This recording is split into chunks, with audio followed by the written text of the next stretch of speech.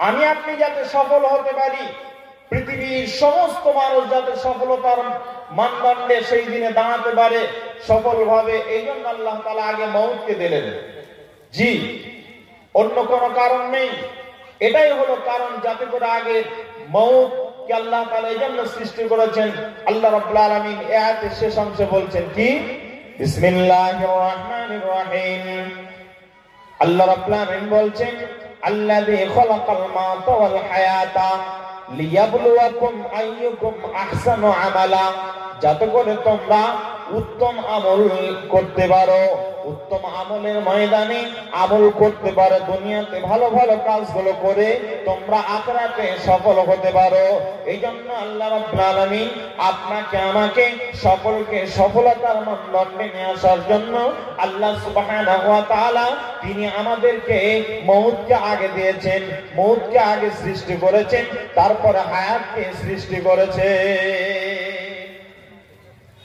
যারা প্লেনে চেপেছেন, প্লেনে যারা চেপেছেন তারা জানেন খুব ভালো করে, কলকাতা এয়ারপোর্টে যদি কোনো অপরিচিত আজনবী কোনো বিমান যিনি চালিয়ে আসছেন, তিনি অপরিচিত, তিনি কলকাতায় কোনোদিন নামেননি, এর আগে ল্যান্ড করেননি, এবং একজন পাইলট যদি কলকাতা এয়ারপোর্টে আসে, আর এয়ারপোর্টে আসার পর ওই পাইলট যদি কলকাতা এয়ারপোর্টে নামার পর যখন আবার উঠবে রানওয়ে, তার তো জানা নেই যে এটা কত বড় রানওয়ে, কত হাজার রানওয়ে, এটা তার জানা নেই। এজন্য ওই পাইলটকে তার গাড়িটা ঠিকভাবে চালিয়ে সফলভাবে যাতে উঠতে পারে, এজন্য রানওয়ের বৈশিষ্ট্য হলো যদি 3000 হয়, 2500 হয়, 4000 হয়, অনেক আপনার এয়ারপোর্ট আছে 5000 রানওয়ে আছে, এই বড় বড় এয়ারপোর্ট গুলোর এটা বৈশিষ্ট্য। যদি 3000 কিলোমিটার যদি আপনার রানওয়ে হয়, তাহলে কি হবে, 100 বা 500 থেকে যদি শুরু হয় 500, তারপরে 1000, তারপরে 1500, তারপরে 2500, তারপরে 3000, তারপরে 3.5, তারপরে 4, এইভাবেই যদি লেখা থাকে, তাহলে কিন্তু শেষ সংখ্যা যেটা হবে, শেষ সংখ্যা যেটা 4000, যেটা ওটা হলো শেষ সংখ্যা। ওই শেষ সংখ্যাটা কিন্তু আপনার প্রথমে লেখা উঠবে, প্রথমে লিখবে 4000, তারপরে 3.5, তারপরে আপনার 3, তারপরে 2.5, তারপরে আপনার উঠবে 2000, এইভাবে 1500, 1000, 500, এইভাবে লেখা উঠবে। কেন? যাতে করে পাইলট বুঝতে পারে তার সামনে যে কম্পিউটার লাগানো আছে, কম্পিউটারের রোডটা সুন্দর করে দেখাচ্ছে। কেন? যে যাতে করে পাইলট বুঝতে পারে যে রানওয়ে এতটাই আছে 4000, আমাকে 4000-এর মধ্যেই গাড়িটাকে জমিন ছেড়ে চলে যেতে হবে, আমাকে এয়ারপোর্ট ছেড়ে, ল্যান্ড ছেড়ে আমাকে উঠে চলে যেতে হবে। এই সুবিধার্থে পাইলটকে বোঝাবার জন্য সে যাতে সফলভাবে কাজটা করতে পারে, সফলভাবে যাতে করে রানওয়ে ছাড়তে পারে, প্লেনকে উঠাতে পারে, এই জন্য শেষ সংখ্যাটা আগে নিয়ে আসা হয়েছে। এয়ারপোর্টের প্রত্যেকটা এয়ারপোর্টের এটাই বৈশিষ্ট্য। জি ভাই, কেন জানেন? কারণ হলো সে যাতে সফল হতে পারে। আল্লাহ রাব্বুল আলামিন বলেন, আল্লাযী খালাকাল মাউতা ওয়াল হায়াতা লিয়াবলুয়াকুম আইয়ুকুম আহসানু আমালা ওয়া হুয়াল আজিজুল গফুর। আল্লাহ রাব্বুল আলামিন তিনি মউতকে এইজন্য সৃষ্টি করলেন আগে, যেমন রানওয়ের শেষ সংখ্যাটা আল্লাহ তাআলা আগে দিয়েছেন। আল্লাহ রাব্বুল আলামিন মউতকে এইজন্য দিয়েছেন যাতে করে ওই মানুষটা সফলভাবে দুনিয়াতে আখিরাতের কাজগুলো কমপ্লিট করে নিতে পারে এবং সফল হিসাবে আখিরাতে উত্তীর্ণ হতে পারে, কিয়ামতের দিন উঠতে পারে, লোকটা যাতে করে জান্নাত যেতে পারে। এই জন্য আল্লাহ সুবহানাহু ওয়া তাআলা ওই মানুষটাকে, আল্লাহ রাব্বুল আলামিন ওই মানুষটার জন্য নয়, গোটা পৃথিবীতে আল্লাহ তাআলা যত মানুষকে সৃষ্টি করেছেন, যত মাখলুককে সৃষ্টি করেছেন, তাদের আল্লাহ তাআলা আগে মউতটাকে সৃষ্টি করেছেন। মউতকে এই জন্য আল্লাহ তাআলা সৃষ্টি করার পর আল্লাহ তাআলা জানিয়ে দিলেন, আহসানু আমালা, তোমরা উত্তম আমলগুলো করে নাও, তাহলে তোমরা আখিরাতে উত্তীর্ণ হতে পারবে। হুয়াল আজিজুল গফুর, তিনি দয়াবান দয়ালু। ওই আল্লাহ রাব্বুল আলামিন এই কানুনটা, এই নিয়মটা আমাদের ভালোর জন্য করেছেন। ভাইজান, আমি আপনাদের সামনে মওত সংক্রান্ত কথা বলছি। আমি আপনাদেরকে জিজ্ঞাসা করছি, কথা কি খারাপ লাগছে? কথা বলেন, বুঝতে পারছেন না পারছেন না? কথা বুঝতে পারছেন না? কথা বুঝতে পারছেন? আমি তো ভাবছি আমার কথা বুঝতে পারছেন না। আর আজকে আপনাদের এলাকায় মানুষ তো জায়গা হওয়ার কথা নয়, তারপরে মানুষ নেই, অথচ মুম্বাই থেকে একজন আলেম কিনে এসেছেন। আমি তো এলাকার ঘরে এসেছি পলাশি থেকে, নদিয়া, যদিও ছিলাম অন্য জায়গায়, বাড়ি তো এখানে। আমাদের এলাকার কথা বলছি, নদিয়ার কথা বলছি। আমাদের চত্রে যদি একটা বাড়িতে কেউ জালসা দেয় কোনো কারণে, বাড়িতে এর চাইতে লোক বেশি। একদম বাস্তব বলছি, যারা আমাদের এলাকায় গেছেন জানেন। আমাদের মৌলানা জান সালাম সাহেব, উনি জানেন ভালো করে কত লোক হয়। আপনাদের এখানে লোক নেই। আমার মাদ্রাসার জালসা মেলাতে আছে। আমার মাদ্রাসায় যে জালসা হয়, জালসাতে শুধুমাত্র চাল আর শুধু একটা সবজি, ডাল ডাল থাকে আর আলু থাকে, এই হলো সবজি। একটা সবজি আর চাল, চাল লাগে রান্না করতে গিয়ে মানুষকে খাওয়ানোর জন্য। শুধু চাল লাগে 18 কুইন্টাল। 18 কুইন্টাল চাল রান্না করে মানুষকে খাওয়াতে হয়, তারপরও শেষে খাওয়ানো যায় না। কত লোক হয় ফ্রিতে? ভাববেন না যে ওরা খেয়ে আবার পালিয়ে যায়, ওরা জালসা শুনে। যার জন্য গত বছরে আমার মাদ্রাসাতে জালসাতে কালেকশন হয়েছে 1 কোটি টাকা। 1 কোটি টাকা কালেকশন হয়েছে, প্রায় 1 কোটি টাকা। জি, তাহলে কত মানুষ ছিল ভাবেন। ভাইজান, এবছরে 7 ফেব্রুয়ারি জালসা আছে। যদি চেক করার জন্য কেউ যান তাহলে যেতে পারে। শুধু আমার মাদ্রাসা নয়, চক্র যত জালসা হবে প্রত্যেকটা জালসাতে মেলাগুলো যদি মুসলমান বন্ধ করতে পারত, মাদ্রাসাওয়ালা বন্ধ করছে তো মসজিদওয়ালা চালু করছে। গতকাল যেখানে ছিলাম সেখানে মাদ্রাসা কর্তৃপক্ষ বন্ধ করে দিয়েছেন।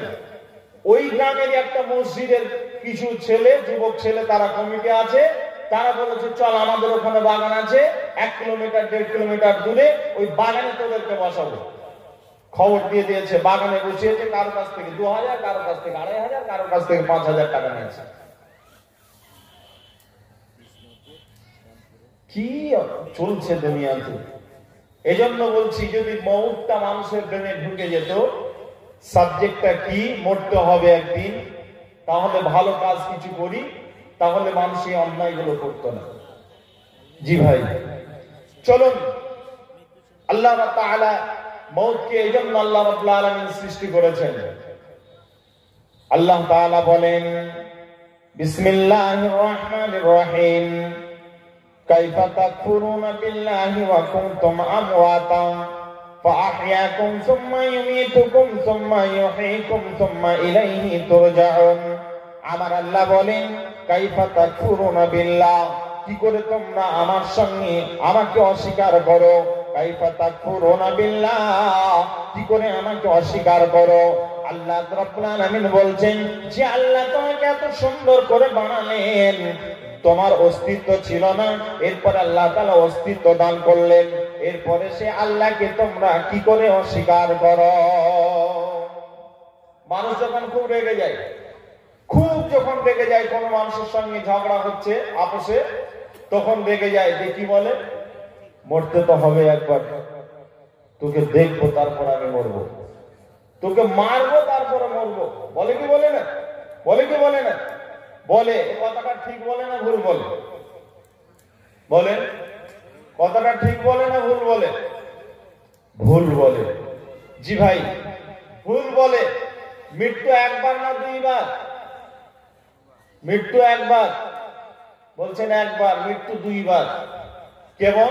আল্লাহ তাআলা বলছেন, দেখেন, আল্লাহ রাব্বুল আলামিন বলেন, কাইফা তাকফুরুনা বিল্লাহ ওয়া কুনতুম আমওয়াতান ফাআহইয়াকুম, তোমরা আল্লাহর সঙ্গে কি করে অস্বীকার করো, আল্লাহর বিধানগুলো কি করে অস্বীকার করো।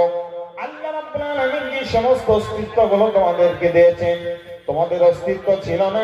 আমি আজকে মাওলানা মুক্তার আপনাদের কাছে আসবো, বক্তব্য রাখবো। আজকে হলো 27 নভেম্বর 2024 সাল।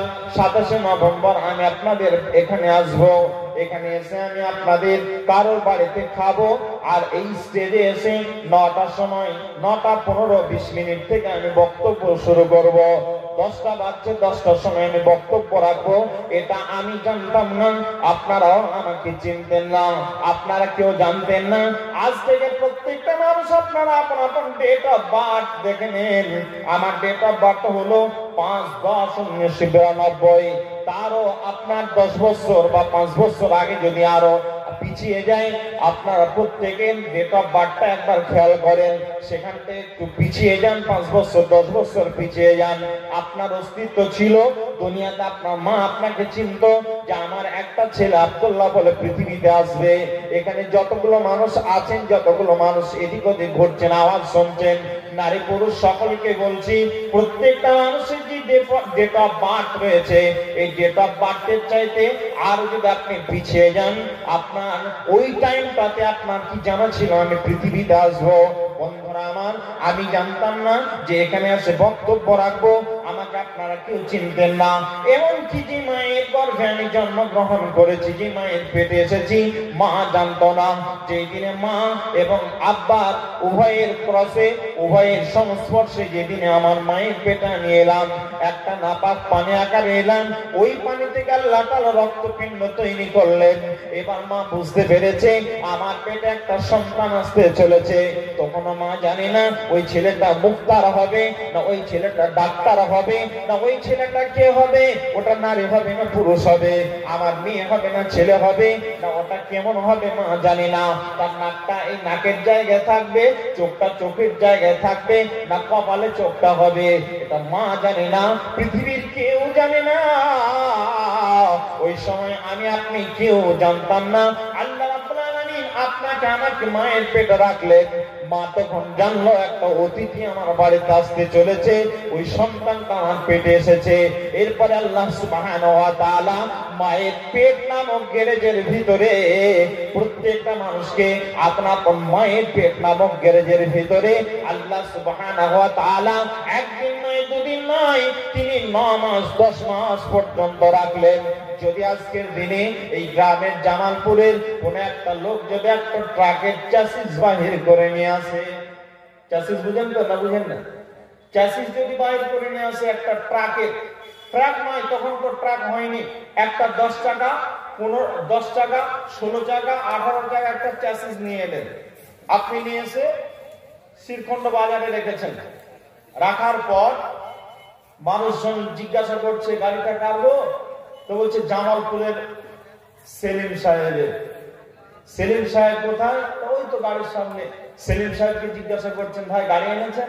তো গাড়ি না ভাই, আমি চাষিসটা নিয়ে এসেছি। কি বলবে? চাষিসটা নিয়ে এসেছি। তখন তো গাড়ি হয়নি, চাষিসটা নিয়ে এসেছি। হ্যাঁ, তো আপনি তো নিয়ে এসেছেন চাষিস, কি তৈরি করবেন? দেখা যাক কি হয়। কি বলবে? দেখা যাক কি হয়। চাষিসটা সেলিম সাহেব জানেন কি বানাবেন, আর যে মিস্ত্রির হাত দিয়ে বানানো হবে সেই মিস্ত্রি জানেন কি বানানো হবে। চাষিসটা নিয়ে গেলেন আপনাদের এলাকাতে, এই ধুলিয়ানে আপনার ডাকবাংলাতে নিয়ে গেলেন।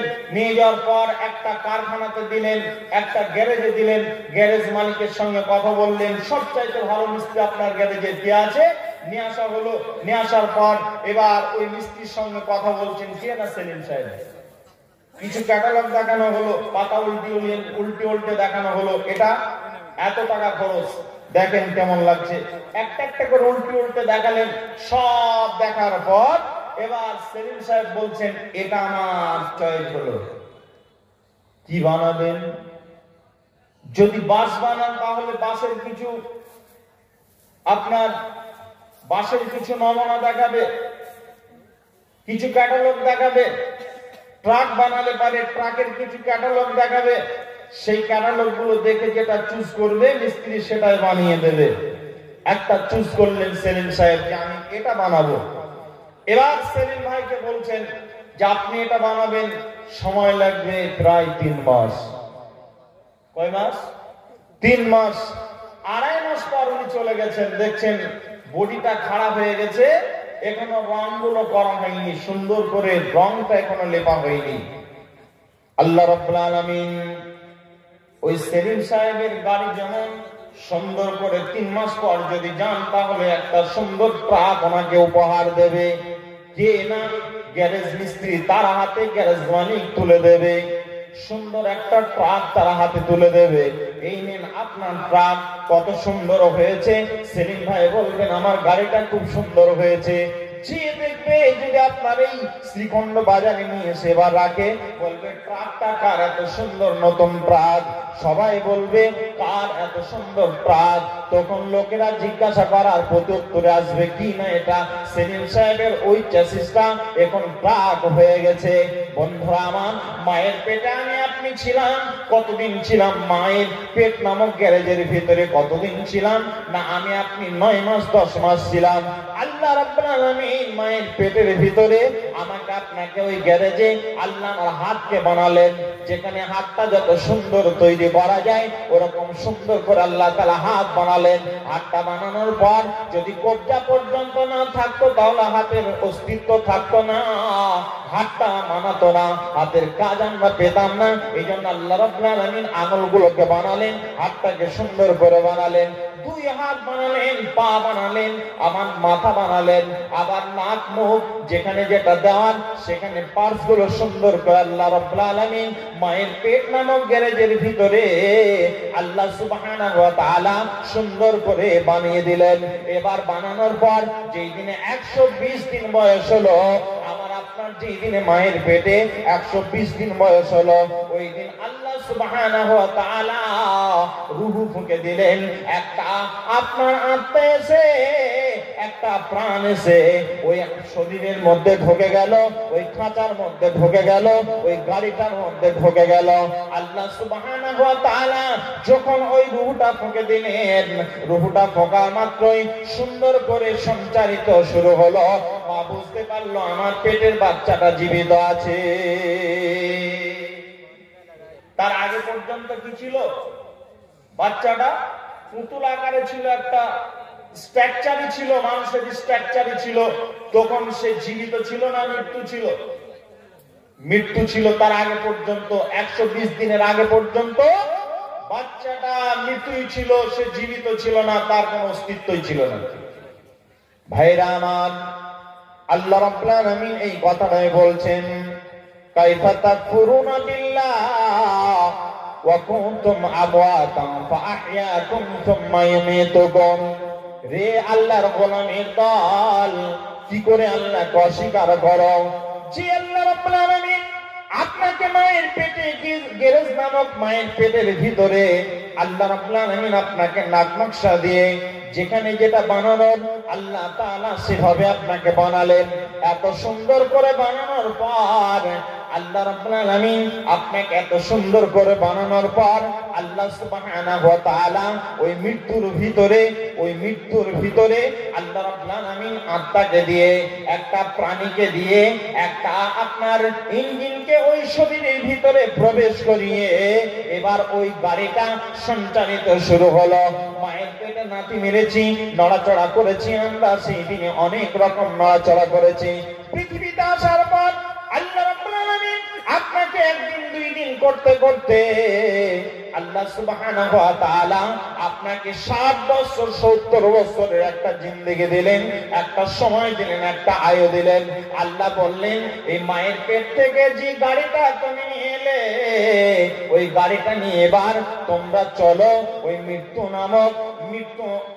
নামক যে আমরা আত্মাটা যে পেলাম, ওই আত্মাতে যে ইঞ্জিনটা ঢুকিয়ে দেওয়া হলো, ওর নাম হলো রূহ, ওর নাম হলো জীবন, ওটাই হলো আপনার জীবন। ওই জীবনটা পেলেন আপনি, মায়ের পেট থেকে বাইরে হয়ে এলেন। আল্লাহ রাব্বুল আলামিন বলছেন মৃত্যু নামক এই জীবনটা পাওয়ার পর এবার হায়াত নামক রোডটা তোমাকে দেওয়া হলো। এই হায়াত নামক রোডে এই দুনিয়াটা হলো তোমার হায়াত। এই হায়াত নামক রোডে এবার তুমি চলো, যা কিছু করবে তুমি সাবধানে করো। তবে একটা জিনিস জেনে নাও, নিশ্চিত এটা তুমি জেনে নাও, তুমি যত সুন্দর করে এখানে গাড়িটা ড্রাইভিং করবে, যত সুন্দর করে কাটিয়ে কাটিয়ে মাকে